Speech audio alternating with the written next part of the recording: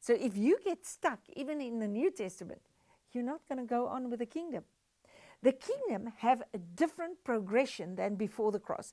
Before the cross, it was a battle for seed.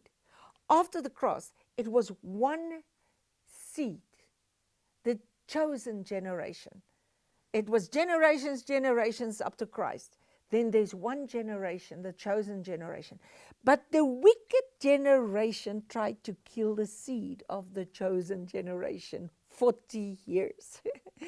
But this is the day of the Lord that God warns them about. He literally warned them about.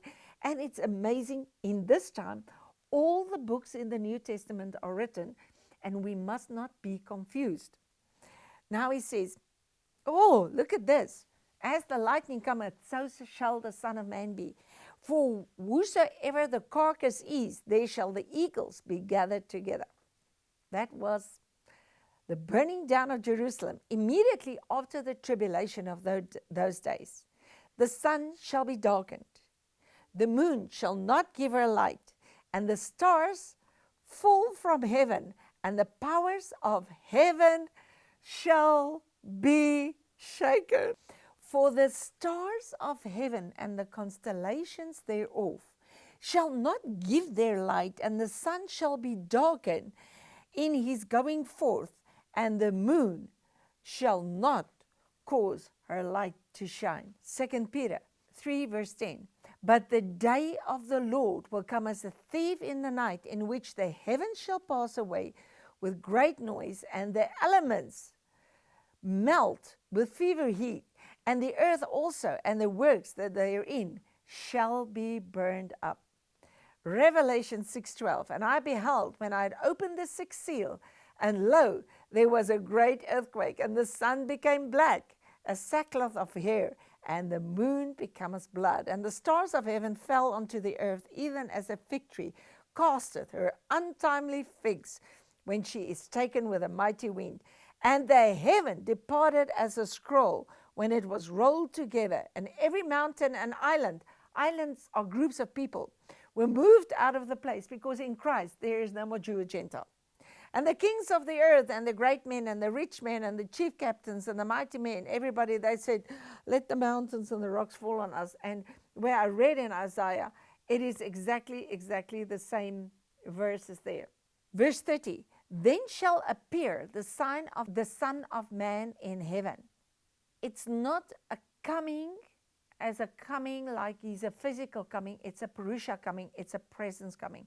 The word Purusha for coming has a dual meaning, a physical presence and a spiritual presence. And this is where you need to get the interpretation of the chapter where you are reading, the context of the word where you are reading. You can't just read anything else in there. You can't read a physical coming here if it is a spiritual coming. He says to us that it's like lightning from the east to the west. He says, and he shall send his angels with a great sound of a trumpet, and they shall gather together his elect from the four winds, and from the end of the earth to the other end. Now people say, well, this is the harvest. Whoa! If you go into all the patterns laid down, there were different harvests: barley harvest, wheat harvest, grape harvest. This is the grape harvest. It's not the wheat harvest. It's not the barley harvest. He shall send his angels with a great sound of the trumpet. When the trumpet shall sound, the dead shall be raised. That was the last trumpet. It specifically says in 1 Thessalonians 4, it is the last trumpet. A trumpet means an announcing. Now it says, learn the parable of the fig tree. When its branch is yet tender and putteth forth leaves, you would know that the summer is nigh. So likewise, when you see these things, know it is near. It is even at the doors. Verily I say unto you. Now please, you can't separate these verses. He says, when all these things are coming, no, it's near. And then he comes with this one. Verily I say unto you, this generation shall not pass till all these things be fulfilled. Fulfilled. Heaven and earth shall pass away, but my word shall not pass away. What on earth does he say here? Because he says, my word is forever settled in the heavens. Here he says, heaven and earth shall pass away. This is why I said to you, every world has a heaven and an earth. The first world passed away, that heaven and earth passed away. Heaven was the Spirit of God speaking, because he himself, the Spirit of God, ever hovered over the waters, and he spoke to the people. Remember, Job said the sons of God came before him. So God himself spoke. But before the flood, he said, my spirit will not forever strive with men on the outside. He then destroyed that world, and there was a world created which would be a preparation for the spirit to be inside. So the purpose for the seed is the body. The purpose for the body is the spirit. The purpose for the spirit is his body on earth, spirit inside. I love this. So the heaven and the earth shall pass away, but my word shall not pass away. In other words, that world is gone, but my word is forever settled in the heavens. But the day and the hour knoweth no man, that the angels of heaven, but my Father. Watch you, for you know not what hour he comes. Come on, he says, I would not have you ignorant concerning those that sleep. The Lord himself, he says in 1 Thessalonians 4, this is a word that I got from God. The Lord himself shall descend with a shout of the archangel. He will come and he will announce he's coming. There's two comings, the coming of the Son of Man and the coming of the Lord of glory. The coming of the Son of Man is to finish what he came to do on the cross. For those that look for his appearing, he will come a second time without sin unto salvation. That is in Hebrews 9:26. There is a second physical coming. This Jesus, Peter says, will come again. This Jesus, he was there at the ascension. He says, but there will be times of refreshing until the restitution of all things. Restitution, this is destruction. The restitution of all things will go before the final coming. So what must still be restored? The biggest thing is money. If you see everything going wrong in the world today, lies, deception, and money.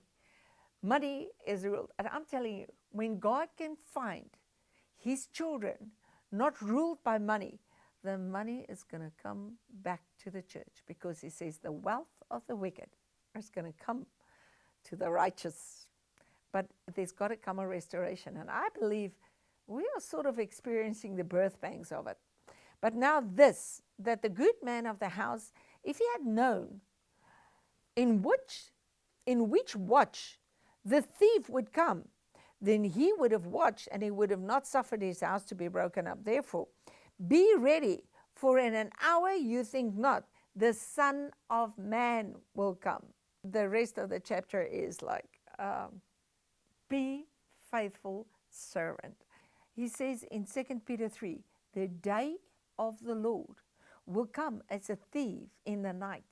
The day of the Lord will come as a thief in the night. Jesus came, he said, a short while you won't see me, and a short while you'll see me. But my hour is now come. So it was the hour of the anger that he took. And that resulted in the day of the Lord, where he removed the old to bring the year of the favor of the Lord. Because when he came out of the desert, he announced the year of the favor of the Lord. They didn't receive it. Now, an hour and a day led into the year of the favor of the Lord. There was no history written down after the book of Revelation. We cannot take history and make it in our time.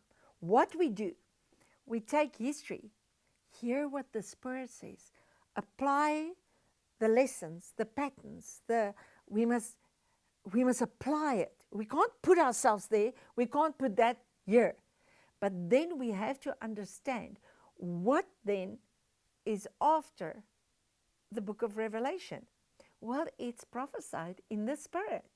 Ezekiel prophesies and he says, a door will open up and the rivers will gush out from the door. It will eventually break open the door and it will be ankle deep, knee deep, thigh deep, shoulder deep.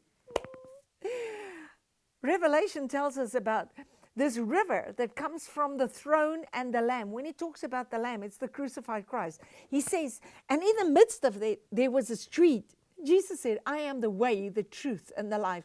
This is the highway of holiness. It's not a street of gold. It's a highway of holiness. And he says, on both sides of the river is the tree of life.